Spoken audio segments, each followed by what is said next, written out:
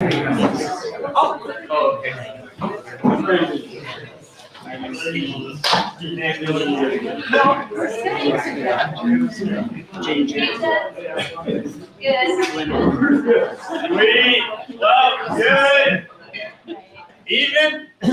Hope everyone's having a good day.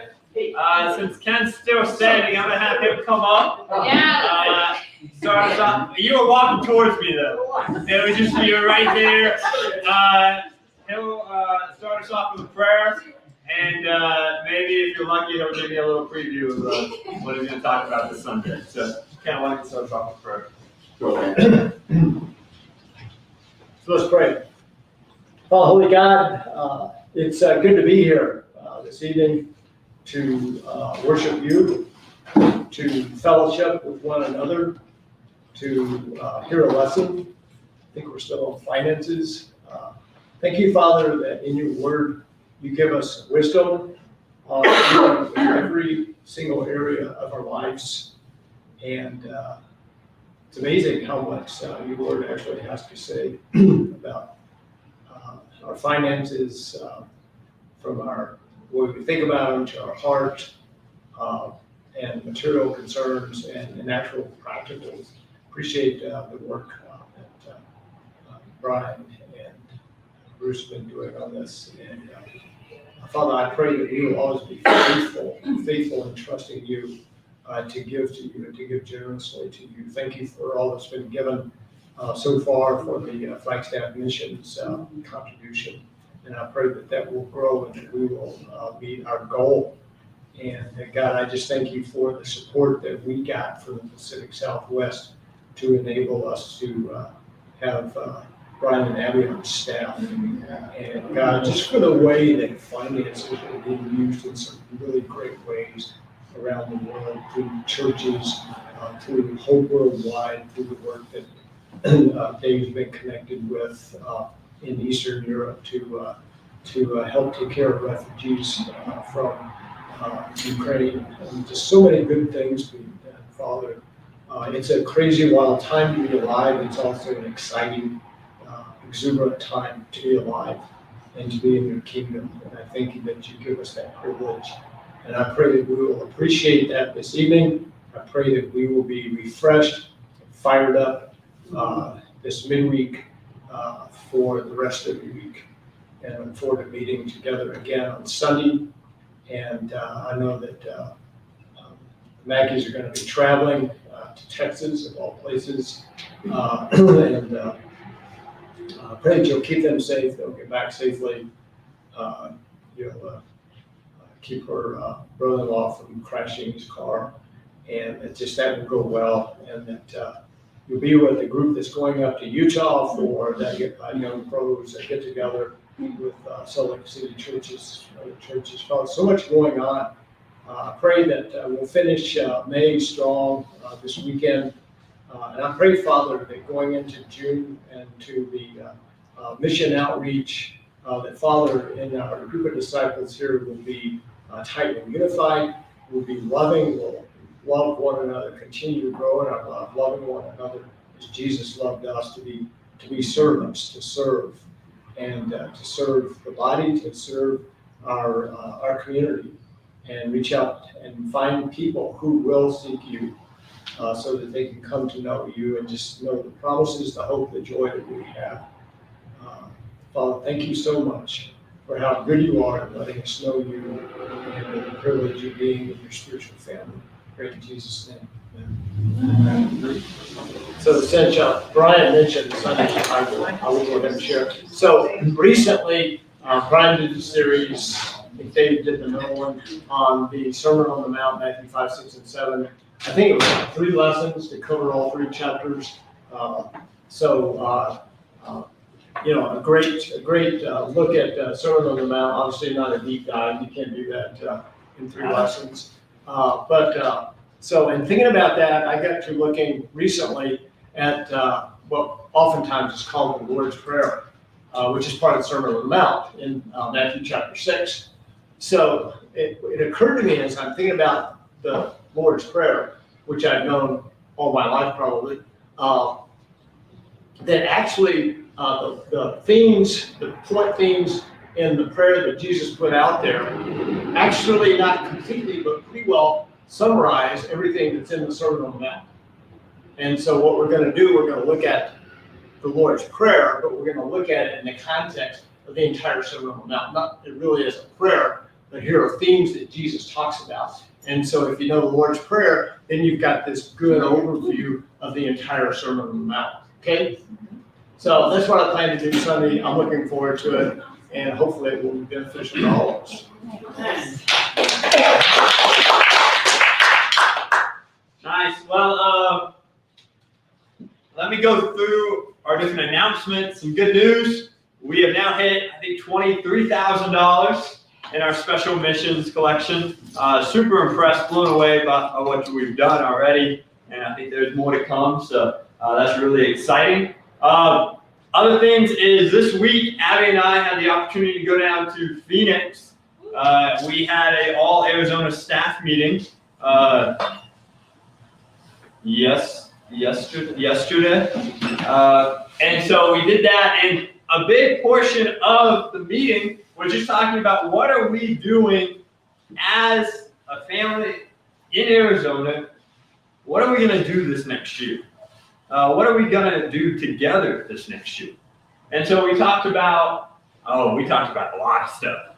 I think we got a marriage retreat, a singles retreat, we've got a campus retreat planning, we've got, obviously, well, not really, we haven't announced it, but if you're in Phoenix or Tucson, you know about our youth camp going on this summer.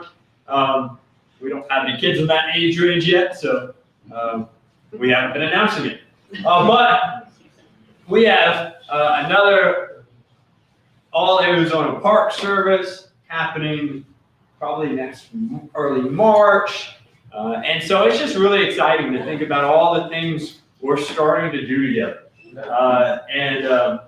Some of this was things we had been doing before the pandemic, from what I hear. But we're going well past what we've ever done, I think, before in Arizona. So it's really, really exciting. Another announcement, our month of mission coming up here. It's actually going to sneak into May. We made that announcement, I think, on Sunday. But we're actually going to start it on the 31st. So next Tuesday, and we will send out at the beginning of each week the different plans for the evangelistic activities, the prayer, what we're doing that Saturday. And so we sent out kind of the generic plan for the month, but we're going to get much more details each week as we go along. And if you are not on our group chat as a church and you want to know all those details, just come talk to Abby. She'll get you on it much better than I will get you on the group chat. So those are my announcements. Did I miss anything? I'm going to take that as a no. Sweet. Cool. Well, we're going to finish up our biblical finances discussions and lessons tonight. Let's see. The first week we talked about being good stewards of what God has given us, His ownership. We are the stewards. Last week we talked about Matthew 6, about really being able to not worry, but to really talk and give and live the kingdom first life. And tonight, kind of the spiritual message, and then we'll get into kind of the practicals, back to the biblical stewardship portion. But tonight's spiritual message is, how much can you do for God? And one of the biggest things we're talking about later when we get into the practicals of biblical stewardship is investing tonight. We're going to talk a good amount of it and just how that's such an incredible way to, when it comes to finances, build wealth. It can be so incredible, especially when you get to the exponential growth due to your investments making money that goes on to make money. And one of the things we talk about, and one of the things I think that the scriptures really guide us to, is not just to invest for things like our retirement or for our children's inheritance, but to invest also into the kingdom of God.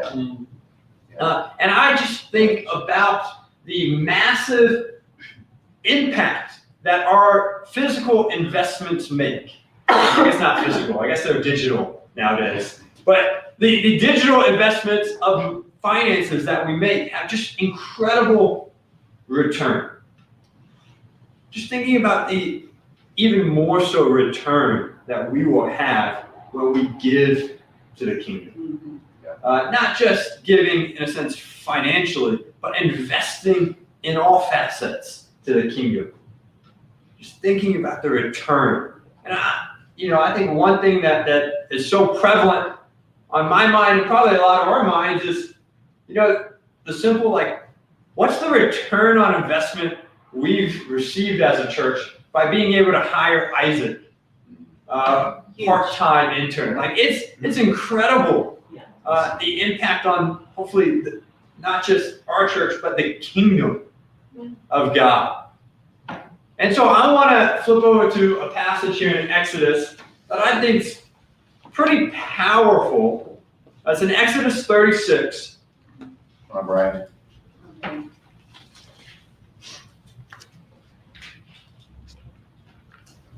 And we're going to read verse 1 through 7.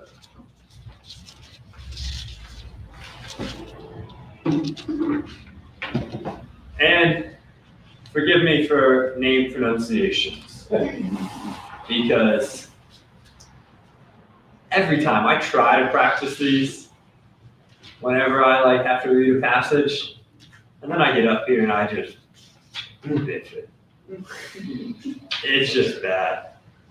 It's all good. None of us know either. Okay. We won't know you're doing more. All right, so verse 1. So Bezalel, Oholiab, and every skilled person to whom the Lord has given skill and ability to know how to carry out the work of constructing the sanctuary, are to do the work just as the Lord has commanded.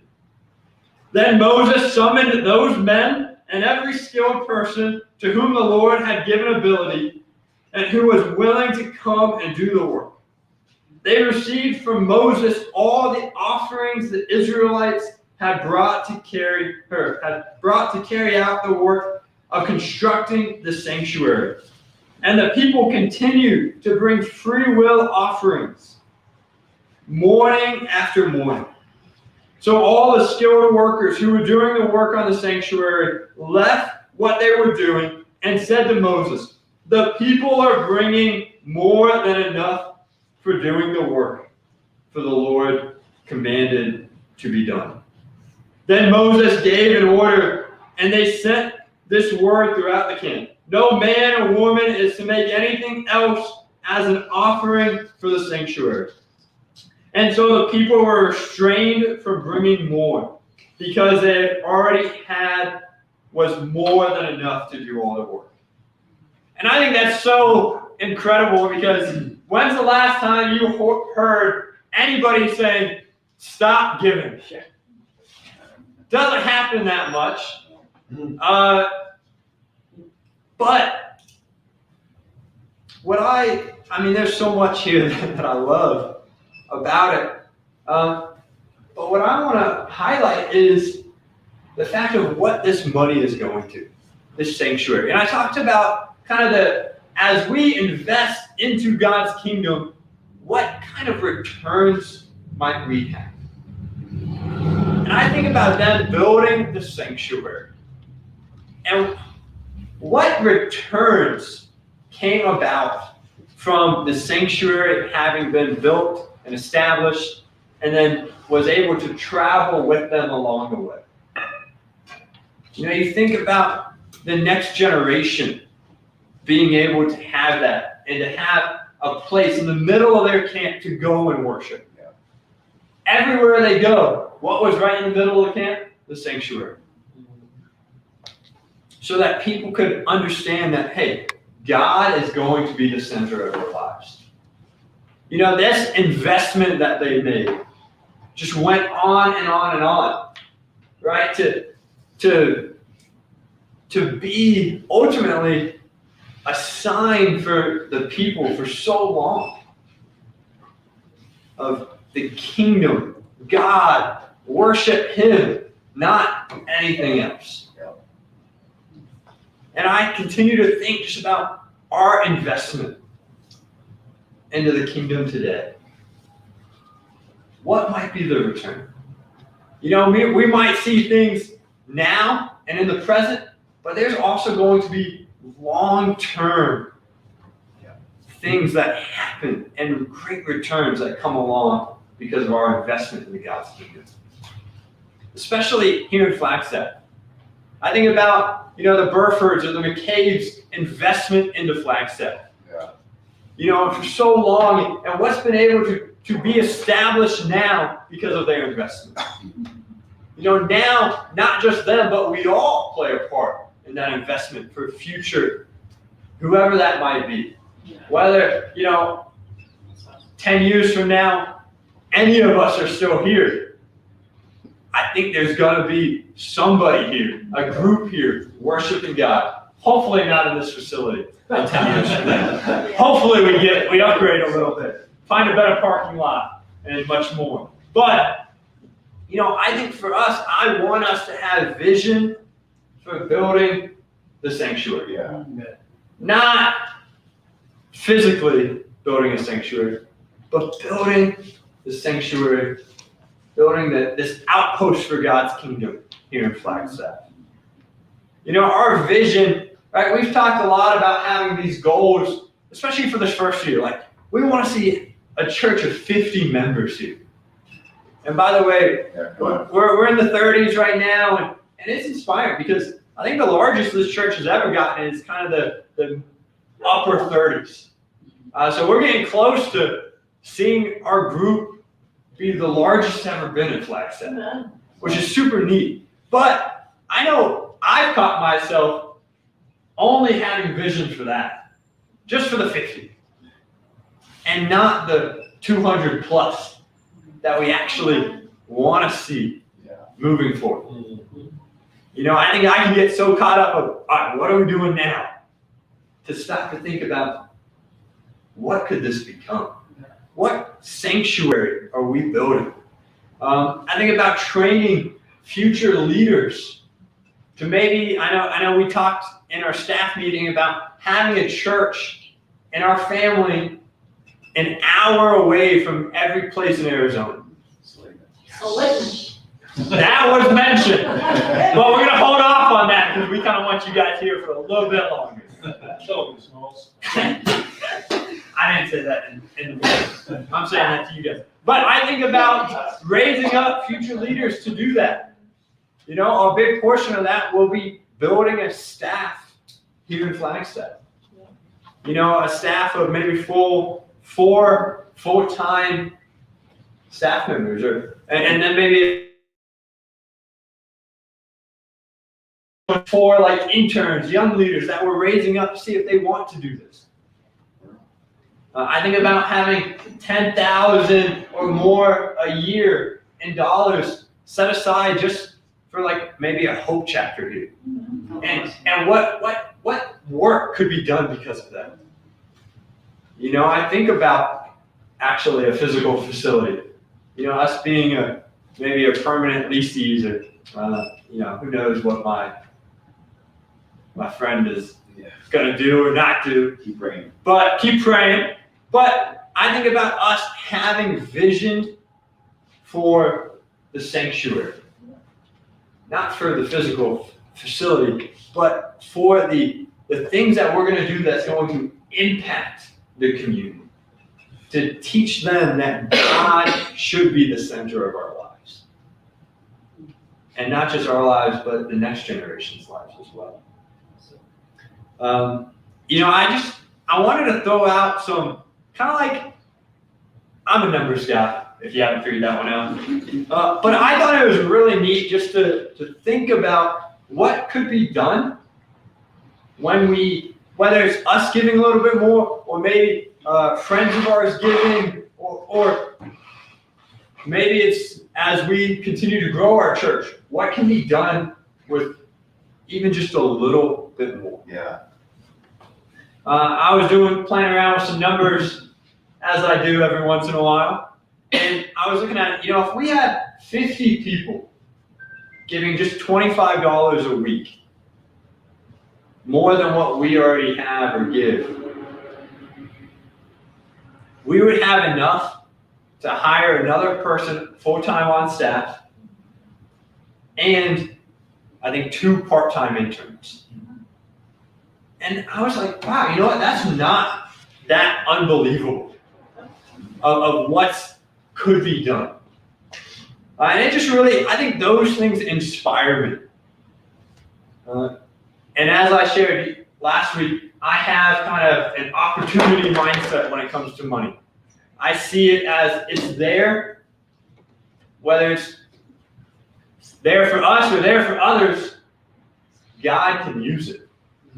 And God can bring it in and use it. There are some scary numbers and statistics when it comes to people who go to church and their giving or lack of giving. If you ever want to look it up, it's kind of abysmal. Yeah. Kind of what, especially American Christians do when they're giving. But I just really want to encourage us. Let's be ones who give in order to build the sanctuary. There are so many opportunities we have as a church to do some great things, to do some things that I think would blow us away if we were to have a little video clip of what this church would be like in 3 years. If we had that now, I think 3 years from now, it would blow us away. And it's just really exciting for me to think about that. And think about, all right, how much can we do for God? Originally, I put you do for God, but it's us, it's we, it's the community. How much can we do for God? And that's just really exciting. Bruce, did you want to share anything?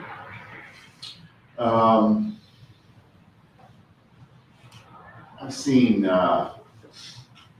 maybe it's a little bit off the topic, but some of my friends back in Phoenix used to, give a lot,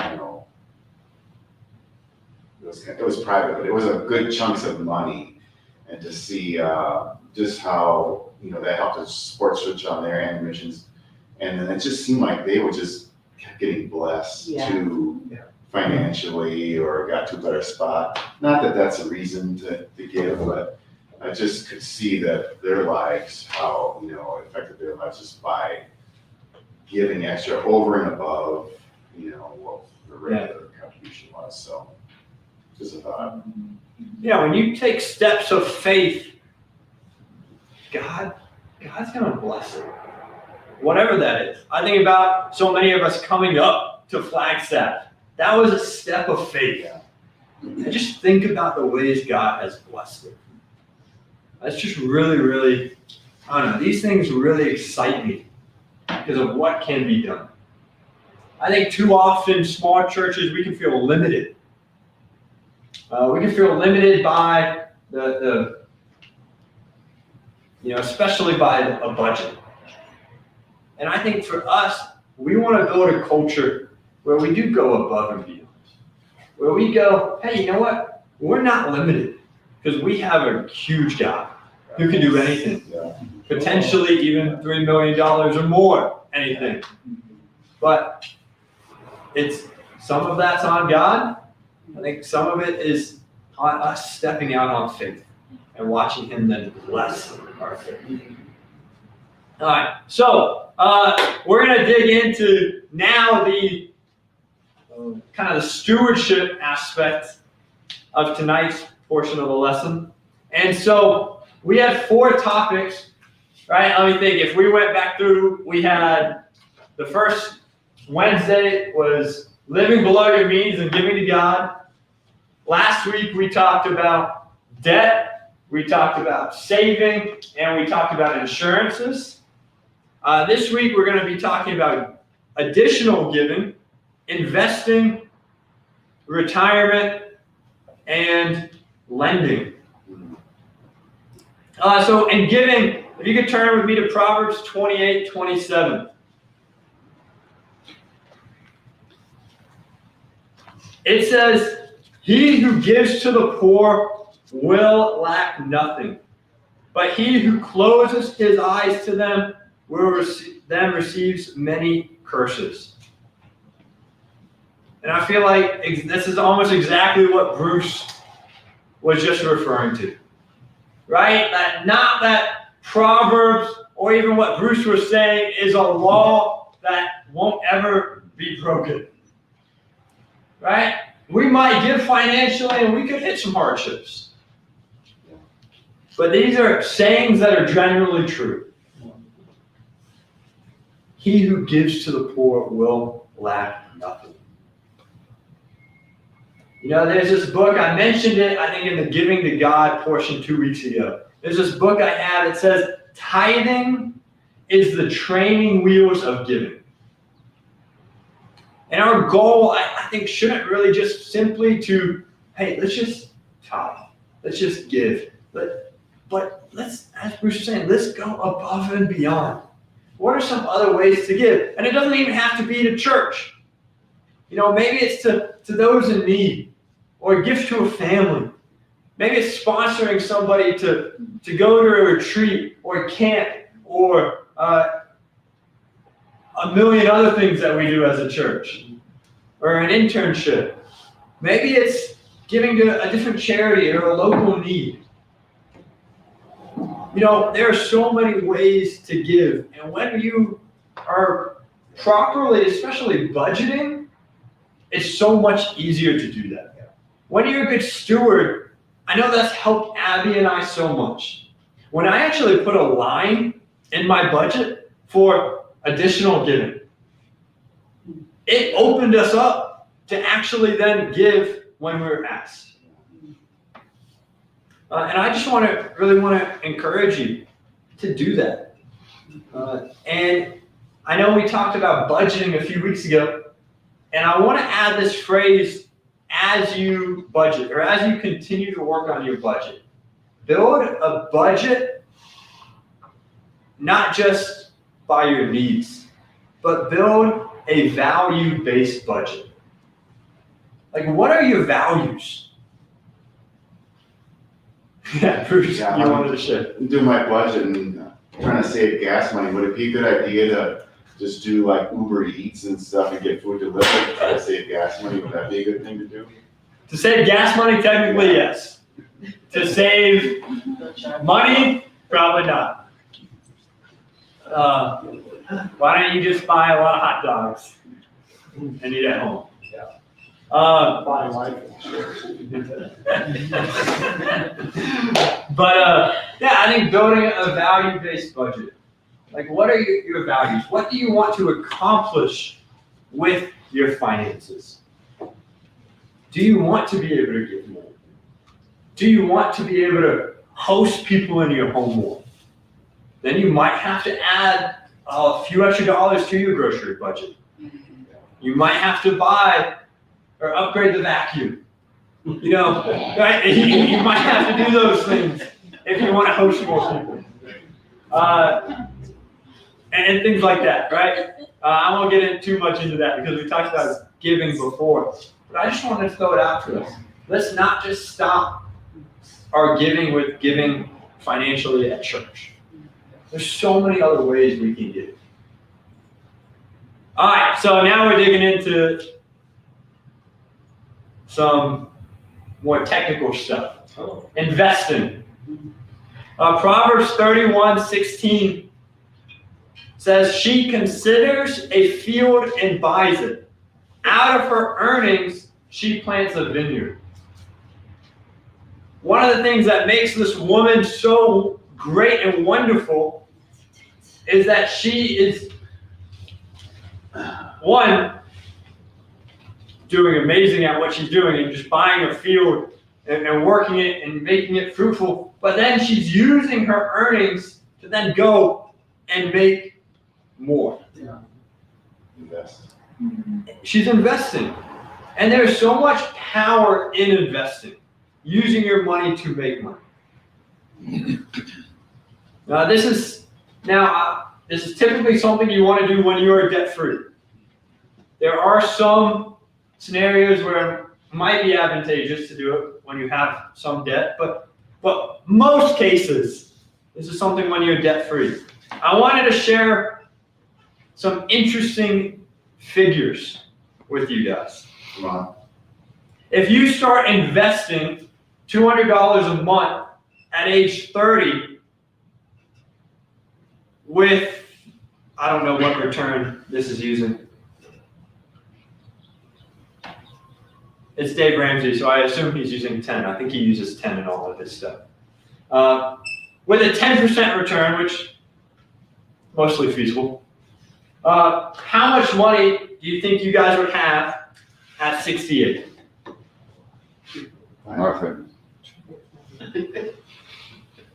You would have 1.3 million. Check, go get it. Which is, if that's what you're using for retirement, that might be tight. But that was only $200 a month from age 30. If you had spent the previous 9 years investing that $200 a month and then stopped at age 30, only having an initial investment of $21,000 in those 9 years, you would end up with $2.3 million. And it's just incredible, and I think there's a couple of lessons there. One, investing is powerful. And two, starting as soon as possible is even more powerful. Bruce. That's kind of like what we did. It didn't start, I don't know, maybe I started in my late 20s. Not quite that much a month, but I always try to increase my savings, whenever I got a raise or as much as I could every year. I get to retire at 59.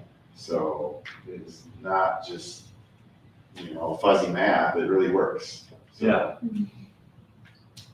Yeah. There's this phrase, time in the market wins every day. If you just invest into the market, you can also invest in time, real estate. Those are kind of typically the two most common investments. But just having your money investing is powerful. You can invest in things like index funds, mutual funds, bonds, stocks, ETFs. These are all ways to invest in the market. And if you're at the point where you're ready to make those decisions, I suggest really talking to people, asking a lot of questions, figuring out what index funds are. Those are my favorite investments. And these types of investments can be included in your retirement investments, but they also can be in a taxable account, which leads me to kind of this next section, which is retirement investing. Any questions on just investing in general? There's probably a lot, but kind of on the things I quickly hit in 5 minutes, which is a very, very thorough discussion on investing.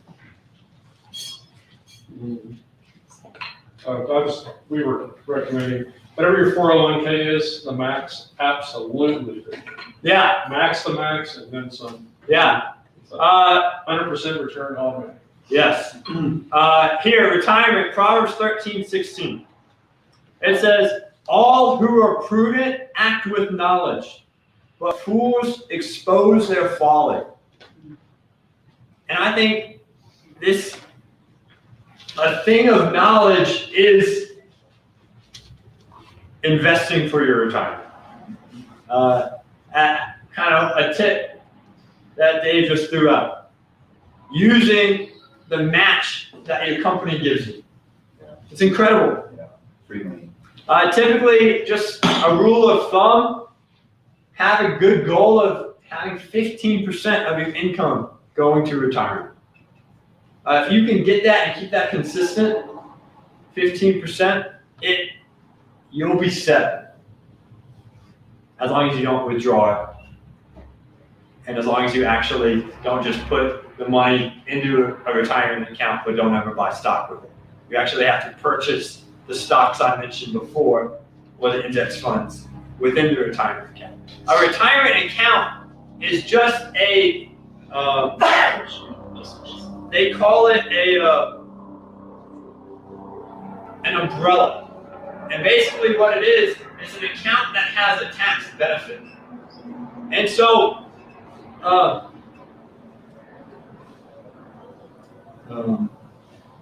we'll get into kind of the different umbrellas or accounts you can have here in a second. But, if you've ever looked at retirement, it's probably going to cost a little bit more in the future than it used to. And so, I think the goal kind of back in the day used to be like, all right, we just need $1 million. For us who are in our 20s, $1 million might not cut it. Probably won't cut it. So it's really being aware and thinking through that and really trying to use these tax accounts, tax breaks to your advantage. If you ever look up, there are target retirement savings by age. Right? It says when you're, the recommended is when you're 40, try to have 3 times your annual salary. And so forth, right? And there are different ones, and I encourage you to look at that. Don't look at it and feel ashamed, but look at it and be like, all right, this is where I want to get to. And the great thing is you can catch up wherever you're at. All right, so these umbrellas, these accounts that have a tax benefit, there are things like 401k, a Roth IRA, a traditional IRA, a Roth 401k. If you're like Abby and I and work for a nonprofit, it's a 403b. These are all tax break accounts. And you should really spend some time to study up on these. And then, as Dave was alluding to, there's typically an order that is advised when funding these accounts.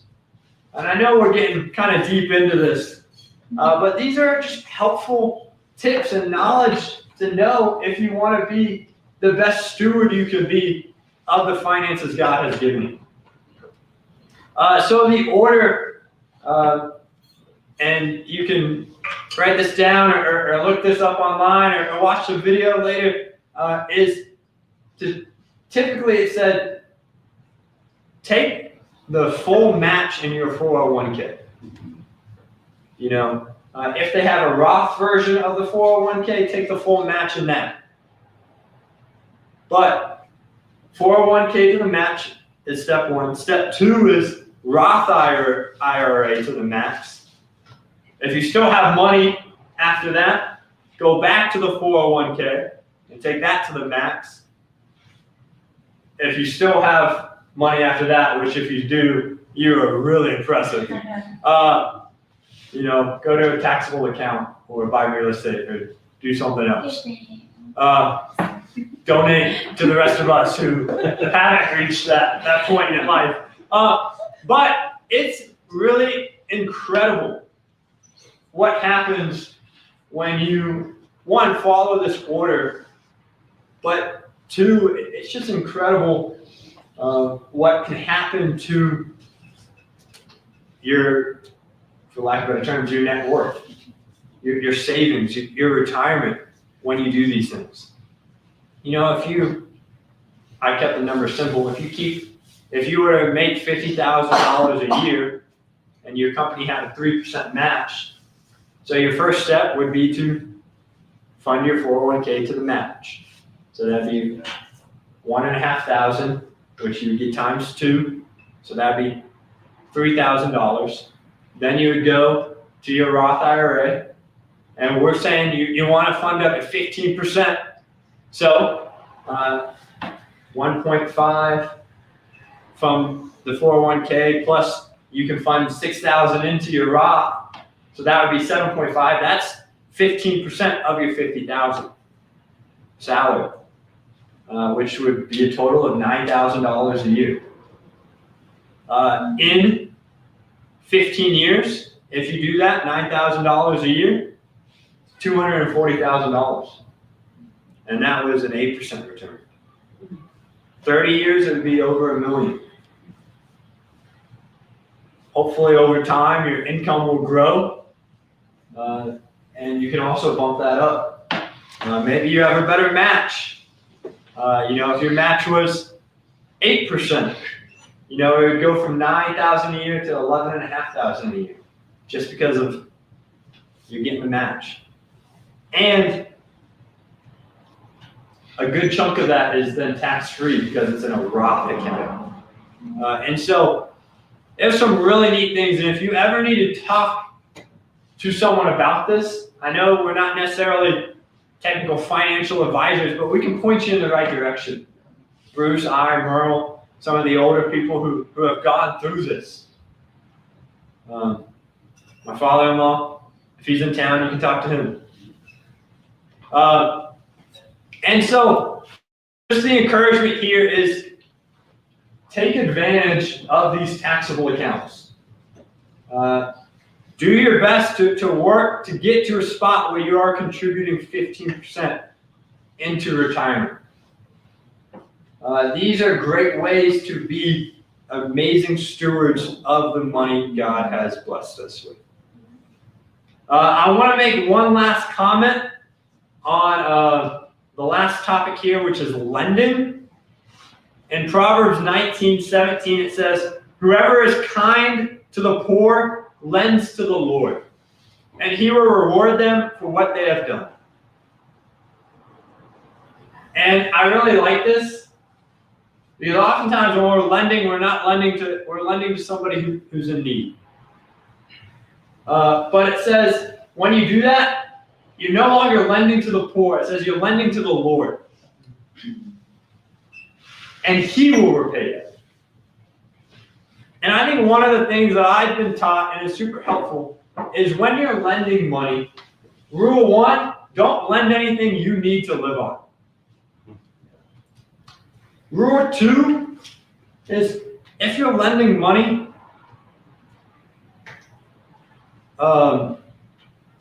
try to have the mindset, it's going to be okay if I don't get this back. That is definitely the mindset to have. That the Lord will pay you back, not necessarily that the people you lent will pay you back. It is much better to keep relationships than to get your money back. Yes. Yeah. Relationships are greater than money, and that goes both ways. If you're the one lending, don't expect that, right? Because relationships are much better than money. And so I just want to throw that in. I knew we included that. Some of us necessarily aren't in the spot where we're trying to lend money, but maybe you will be in the future. At this time, Bruce and I wanted to open it up for just some Q&A, kind of on biblical finances. But I'm going to have Bruce come on up here with me. And it looks like your wife has She's got a question. a question. Do you want to call on it? Rachel, do you have a question?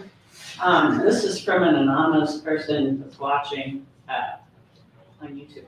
And they wanted to know if you're supposed to invest while you're in debt. That is a debated topic. And I think my advice is definitely do not invest if you don't have a plan to pay back your debt. If you don't have a debt repayment plan. That would be my first thing. At that point, then I think you got to start if you want to do the math, you can do the math. If you have a problem with debt, if you like keep going back into debt, you just need to put the brakes on everything and get out of debt. But if that's not necessarily a problem and you are working towards it, I think there can be some leeway to choose to invest. As long as your interest rates are probably 5, 6 and under. But that's me, I'm not your financial advisor, once again. Please talk to a professional, yada, yada, yada. Yeah, I invested while we were in debt, because I took the 401k free money. Yeah. Because I don't care, I'm taking that. But then I was disciplined enough to, pay off my debt. But yeah, Brian's right, if you don't have the discipline, you may not. Yeah. need it. So, Or if you need the money to actually get out of debt. If you need that as part of your debt repayment plan, you need that extra $500 a month, and that would allow you to get out of it. It'll definitely allow you to get out of debt faster. But if that's something you need and you won't be able to ever get out of debt without it, then obviously get out of debt first. Great question, Rachel. Maybe it's somebody else. Or, I have two questions before I do ask them, I'm kind of surprised that Bruce, being obviously well-versed in finances and financing and money issues, I'm surprised that Rachel didn't ask, okay, if you're such a financial guru, how come she doesn't drive a Ferrari? But I do have a couple of questions. They do have a nice Can-Am, I'll say that. But my first question is, a bit of a sarcastic question. I'm well into retirement age, and I have virtually nothing. What do I do? Okay, ignore that. I have another question, but this is more of actually it's a philosophical, maybe there is a biblical answer to that. You see on the street, a lot of young people, you see they are downtrodden, poor, whatnot. You see a lot of young, able-bodied men and women with little signs and whatever, or standing anywhere on the street corner asking for $1 or $2 or whatever. Now, I have this dilemma for many years. Sometimes I used to give people, and when I know that somebody's in need, I give them a few bucks or whatnot. But when you see 30-somethings or 20-somethings, who they should be somewhere at a job office or whatever. Obviously they are poor because you see they look like crap, they are unwashed and whatnot, and you do have some empathy for them. But I decided some years ago not to give them anything. Sometimes if they have a little hungry-looking, poor little dog with them, sometimes I give them a couple of bucks or whatever. But these are situations which are rather hard, to comprehend. You mentioned earlier non-profit organizations, for example, give them, that's giving also. Many of them corrupt to the bone. When you figure them out, I wouldn't give a penny like them. But when you see really these poor people, what would you do who are obviously financially poor? They may have some other reasons why they are poor and whatnot. But they're out there basically mooching. How do you treat a moocher? Jesus taught us how to treat somebody. If they take your coat, give them your cloak also. He tells us, that if they use you, then let them use you. Don't. There's something, but what do you do in situations like that? I tried to find a biblical answer, I couldn't. But maybe you or someone else, maybe have a biblical or another one, an answer that's a practical answer. Yeah.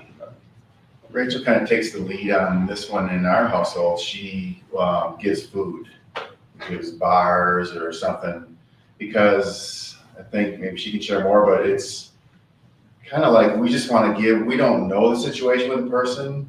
It's hard to tell. There's so many things. It could be a moocher, could be mental illness. It could be just they can't work, you know, you don't know until you sit down and talk to somebody, but Housing situations where they're yeah. getting kicked out of their apartments because they can't pay Yeah, or. but, I considered all those things. Yeah. And then it may be true in many cases. It happened to me at least one occasion, maybe two. There's some guy came to me, and I just came out of the grocery store, if I could spare him something. So I just bought, some pastry and this and that. Go ahead, here, have a couple. Yeah. Said, no, give me money. I said, you know what, get the heck out of it. Yeah. I mean, there are things, because if somebody, whatever I have, and I have no problem giving to that person, I'd rather give it to somebody who actually does need it. And you don't know whether the habitual, residents of street corners and things like that. Yeah, I think, as Bruce said, we don't know every situation. I love the quote. It's crazy to think that everybody you walk by on the street has a life just as or crazier than you. And so I always, or complex than yours. And everybody's life is super complex. We don't know every situation. I think we can do our best to give. I think I mentioned having that extra line item really helps us to give. But also, we also can't meet every need. And I think, these are the needs I'm trying to meet right now in other people. These are how I'm trying to give. And you do your best to give and to love. And, I think at times that's what we can do. Another idea is that we had as a church at one point is to come up with a printout of the different community resources, and we'll work on that as a church, and we can hand them out to us as a church, so that maybe we keep them in our car. And if somebody sees a need, that's something we can do. We can direct them to these resources. And so, the other question about retirement, I'm sure you can get a pretty penny for that van you got. But I think that's a good question, and that can be tough. I think, as I just mentioned, there are community resources, there's government resources, there are things out there to help and support, to hopefully not allow anybody to have nothing at this point. And so I think that there are ways around it. It definitely might not be the dream retirement that America pushes out for us to have, but there's definitely ways to have what we need. Question. It's not so much a question, but I found that with my kids and I through the years, the Holy Spirit leads you to the actual need in a person and who to give to. And we've always given meals and food and stuff like that, or, I see my son stop on the side of the road and give a guy a ride back and help him fix his car and stuff like that. But the Holy Spirit leads you to who to do that with. Yeah. Any other questions? I'm about to actually acquire a large sum. It's not for me, it's just caretaking for my dad, request. And one of the things he asked me to do is to look into investing. So that's one advice or an unknown road I'll be into. Typically, the advice is when somebody is given a large sum is to talk to a financial advisor to really get a solid game plan for that. And they will run you through a lot of things.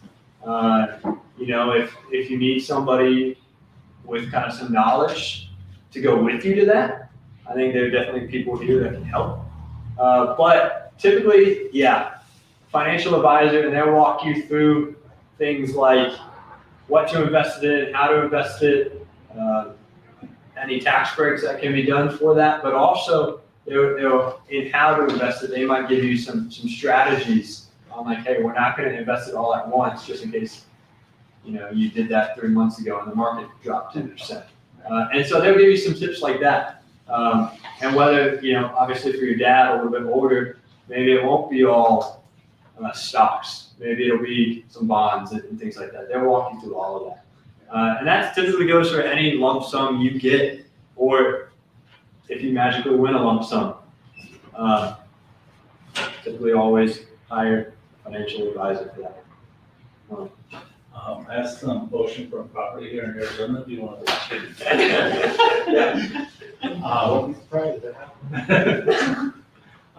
Do you recommend checking out your investment, like retirement accounts, every week? Driving crazy right now. Maybe not. Probably not. There is a fun statistic or a fun fact that the second best retirement investment accounts on average are people who forgot they had a retirement investment account. The second one are people I think who had passed away. Or the first one are people who had passed away. And it just grows. So there is definitely wisdom in just not looking at it. Yeah. But there's also wisdom in checking on it every once in a while. And obviously, when it comes to traditional or Roth IRAs, you are doing that yourself and having to purchase those yourself. And so you definitely have to log in at least every time you need to purchase it, which is, I know for Abby and I, it's either once to 4 times a year. That's kind of our strategy. But it's also with our taxable account, which we've been using a lot lately. So I see it more often than probably the else. But yeah, if you can do it and not look at it, if it's all set up, that can be good. There is one account now that financial advisors won't tell you about because they don't make any money on it. It's called the government I-bonds, which you can buy through the government, treasury.gov. And since inflation has been going up, it's paying 9.62% fixed, no risk, no downside. Cannot lose your money, so you get your 10,000, max is 10,000 you can do. So you get your 10,000 back plus 9.6% interest after 6 months. One of the catches is that you gotta keep it in there like a year. But it's a good place to park some money if you need guaranteed interest. I-bonds? Yes, okay. I-bonds to the government. Again, we are not your financial advisors. He might actually be able to be a financial Actual advisor. performance of this one is great. Any other questions? Feel free to ask us anything individually or stuff. But overall, let's just be some great stewards of the things God owns and that He has lent to us. Amen. Bruce, you want to close out with prayer? God, thank you for how you just teach us through your word and through the scriptures how, to invest, how to be good stewards, how to give, how to serve, and that, God, you just want us to trust and rely on you with everything we have, and that you'll take care of everything. God, if we just seek your kingdom first, I pray that would be our hearts, our mindset. Pray that we wouldn't get consumed in this stuff, but we would just be wise, be giving, and use what you give us to love each other and to love our neighbors. Help us just to be great stewards from here on forward. God, I pray that you would just bless us in our financial journeys. And God, thank you that you have given so much to us. God, we love you and pray in Jesus' name. Amen. Enjoy your night. You guys will see each other on Sunday. We won't, but. That's one. Yeah. I don't. How you doing? Good. I'll see you tomorrow. Yes. The big ones. The big moves. So what do you first But there's something where.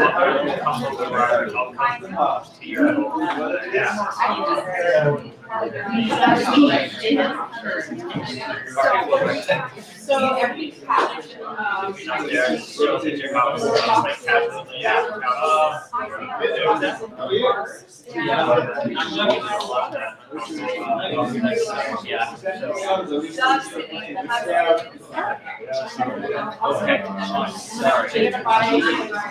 Yeah. Good, I mean, I already moved over there. well, I just figured I'd get. Is their sign funny or not? Yeah. Yeah.